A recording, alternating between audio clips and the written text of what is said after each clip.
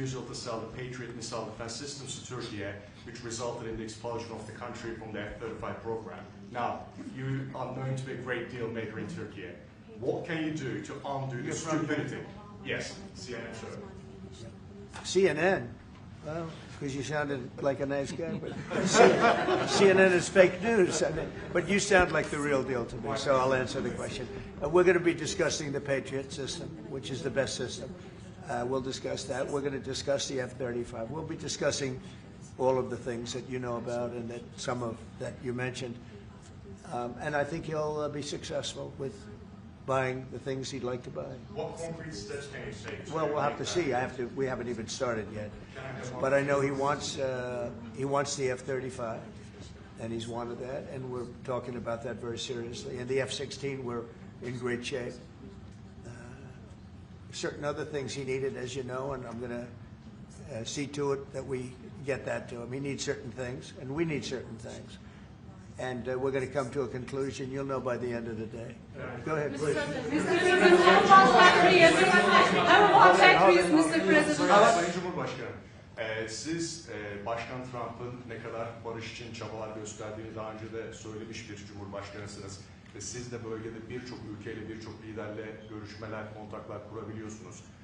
Bu konuda birlikte nasıl çalışabilirsiniz gelecekte?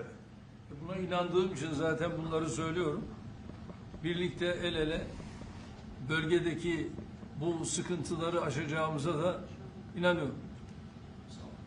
Mr. President, on tariffs, Mr. President. When are you planning to I haven't learned this language yet. Yes. What did he say? The gentleman was asking, Mr. President, you have referred to President Trump's peace efforts, and you have also contact with many leaders in the region. And what do you think that you can do about this? And Mr. President has said that, yes, I believe in the peace efforts that President Trump is leading, and together we will be able to overcome the challenges in the region. I think it's true. He's got tremendous influence in the region. Yeah, please. Mr. President, when are you planning to lift sanctions against Turkey? Against sanctions against Turkey? Could be very soon. Mr. If we have a good meeting, almost immediately. President Erdogan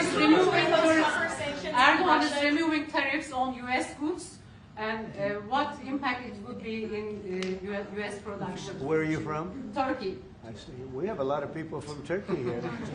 That's We are good. Because I like the questions very much, actually. They're very nice questions. We'll see about tariffs. We're going to be talking about tariffs. We already removed them. Well, we're going to be talking about that. Mr. President, sanctions on Russia, even if not all NATO countries stop purchasing Russian oil?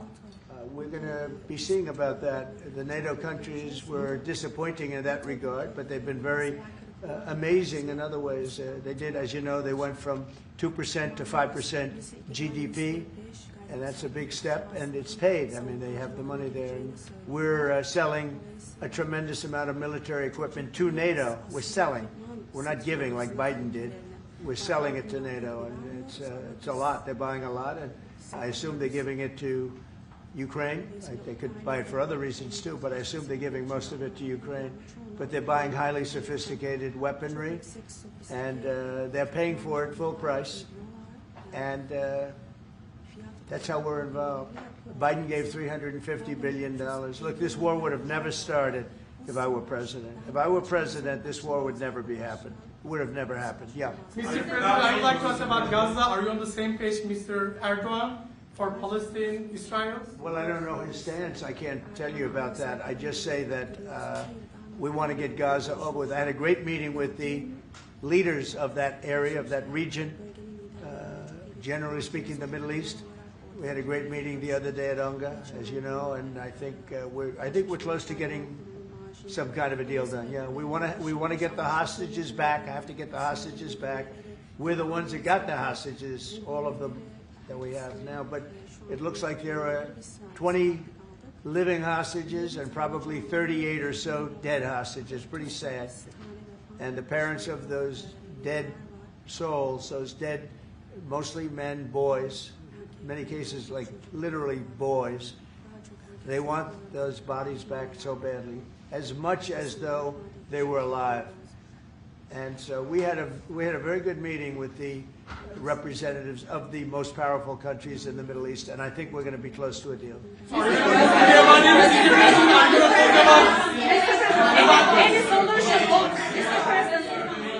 Mr. President, we've noticed that in the Ukrainian war and during the Israeli-Iran war, the airspace of the NATO countries is very fragile, and it needs to be stronger. And in that sense, Turkey being the second largest army in NATO, it needs to support its air force and air defense.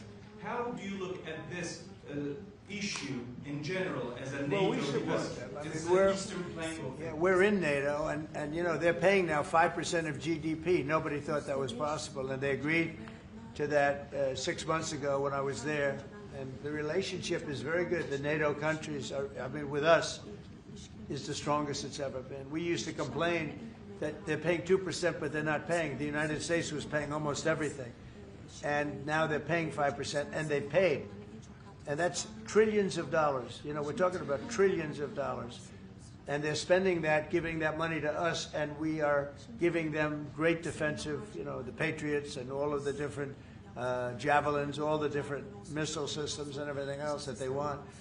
But it's, you know, it's trillions of dollars. So we appreciate that they did that. So they went from 2% to 5% of GDP, and that was something that nobody even would bring up. Biden should have brought it up a long time ago, because under Biden, we paid $350 billion, and all it did is make things worse. So we'll see how it goes. F-35s to Turkey, fighter jets, F-35s. Yeah, we're talking about the fighter jets for Turkey. Yes, we are. Are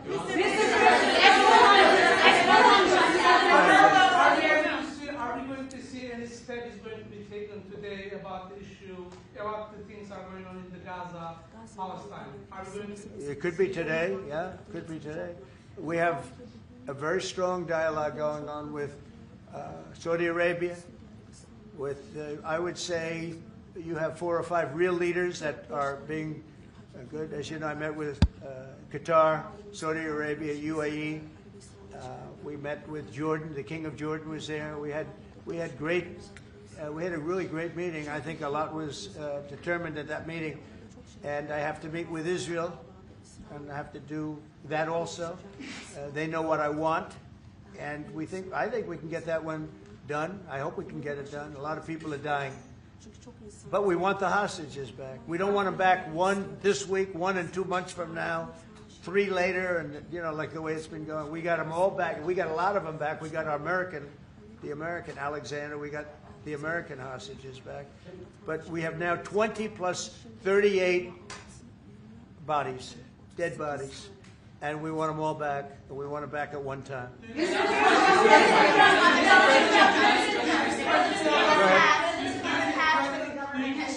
President Erdogan will help to release the hostages? Do I think what? Do you think President Erdogan will help to release the hostages? I don't know if he'll help in that. I don't really think we have. I don't think it'll be necessary in this case. I think we're going to be in a pretty good position. There are a lot of people that want that done. I met with great leaders. Look, you saw the people that were there, and great leaders. Egypt was also represented. We met with the leaders of that part of the world, and they want to see if they can get something done. And I'm going to have to tell Israel, let's go. We want to get the hostages back. Everybody wants to see that war over with, by the way. Everybody. So we're going to see what happens. Mr.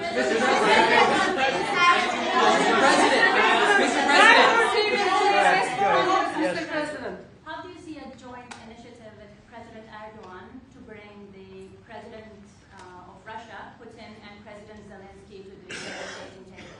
Well, I can tell you that President Erdogan is very respected by both of them. Everybody respects Erdogan. They really respect Erdogan. I do. And I think he could have a big influence if he wants to. Right now, he's very neutral. He likes being neutral. So do I like being neutral. But he's somebody that if he got involved, the best thing he could do is not buy oil and gas from Russia. If he did that, that would be probably the best thing. He knows Putin like I know Putin. I thought Putin, I settled, as you know, 7 wars, and it's probably more than that if you really want to know the real facts, but 7 wars, and I thought this would be among the easier ones to settle. But I'm very disappointed in Putin. And he's been fighting hard, he's been fighting long, and they lost millions, they lost like 1 million soldiers. And you know, with all of the heavy bombardment over the last 2 weeks, they've gained almost no land. Think of that. They've gained almost no land. And I'm not going to ever call anybody a paper tiger, but Russia spent millions and millions of dollars in bombs, missiles, ammunition, and lives, their lives. And they've gained virtually no land. I think it's time to stop. I really do. Mr. President, a few months ago, you met with Aliyev and Pashinyan. Can you follow up? So where? You met with Aliyev and Pashinyan, Azerbaijan President Aliyev and Pashinyan. Can you follow up on what you want to say about current No, I can't. I just. Mr. President, I like this guy. I like him. He's from CNN. Fake news, the worst fake news, but I like him. So it's CNN Turkey. I'll get Brian. Go. Syria has been a major issue between the two countries for the past decade. And you said the future to Syria is in Erdogan's hands back in, I think, December and January. And the countries are in the process of integrating regional fractures into the main government. When do you want to see that happen? Well, I think President Erdogan is the one responsible for Syria, for the successful fight in ridding Syria of its past leader. And I think this man is responsible. He doesn't take the responsibility, but it's actually a great achievement. They've been trying to do it for 2,000 years. I said, he does it. He did it. I mean, they're your surrogates. I think you should take the credit for it. I told him, take the credit. For 2,000 years, you've been trying to take over Syria. He took over Syria, and he doesn't want to take the credit. You know, all of those people are his surrogates. But the leader of Syria, the new leader, as you know, I took sanctions off in order to let them breathe, because the sanctions were very strong. But I think we should have a major announcement today. He was responsible for that victory. It was a victory for Turkey, because they've been fighting, as you know, for like 1,000 years. And it never went, you know, it was back and forth, but he's responsible for that. So he would have a lot to say with respect to Syria. But at his request, I took, and the request also of the King of Saudi Arabia, very interesting, and Qatar. They said if you could take the sanctions. We had very strong sanctions. They couldn't have lived with those sanctions, and I took them off to give them a chance to breathe. But the president was one of the people that was responsible for that. He asked me to do it, and I did it. Mr. President, furloughs are very typical when the government shuts down.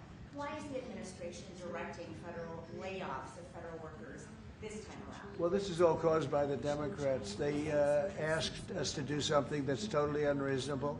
They never change. They want to give money away to illegally, people that entered our country illegally. They want to give them massive federal money.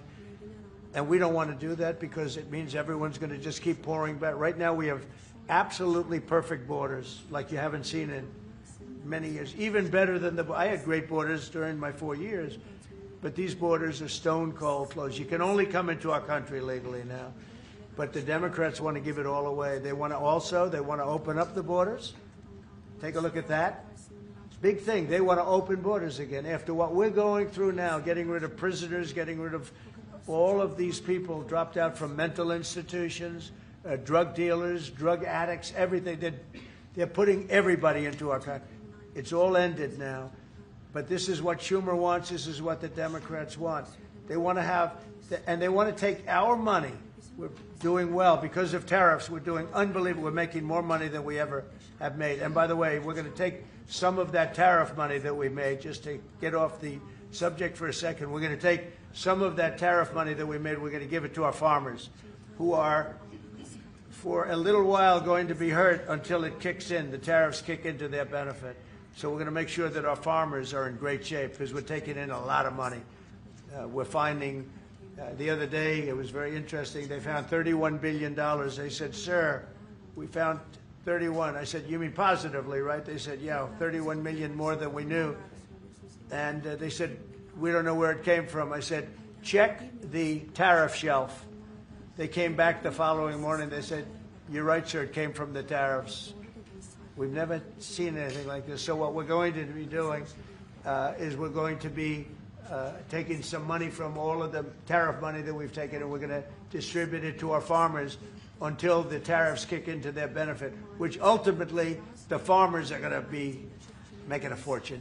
But it's a process of, it has to kick in. All right, maybe one more. Mr. President, there was another shooting at an ICE facility in Texas yesterday. Terrible. Detainees were killed. The FBI director posted on social media bullets that were engraved with the message anti-ICE. Right. He just posted another thing on social media saying they recovered a handwritten note from the subject that read, hopefully this will give ICE agents real terror to think, is there a sniper with AP rounds on that roof? Who do you hold responsible for the uptick in left-wing violence in the country? Radical left rhetoric. The radical left is causing the problem. They're out of control.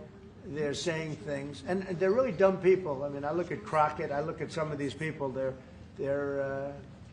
very low IQ people, actually. But the radical left is causing this problem, not the right, the radical left. And it's going to get worse, and ultimately it's going to go back on them. I mean, bad things happen when they play these games. And I'll give you a little clue. The right is a lot tougher than the left. But the right's not doing this. They're not doing it. And they better not get them energized because it won't be good for the left. And I don't want to see that happen either. I'm the president of all the people.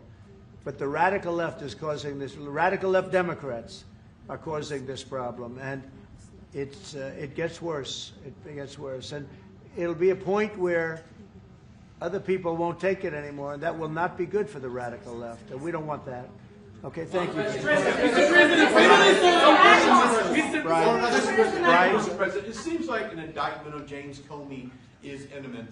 Would this be the first step in accountability for pushing the hoax of Russia, along with Barack Obama involved as well? Well, I can't tell you what's going to happen because I don't know. You have very professional people headed up by the Attorney General, and Todd Blanche, and Lindsay Halligan, who's very smart, good lawyer, very good lawyer. They're going to make a determination. I'm not making that determination. I think I'd be allowed to get involved if I want, but I don't really choose to do so. I can only say that Comey's a bad person. He's a sick person. I think he's a sick guy, actually. He did terrible things at the FBI.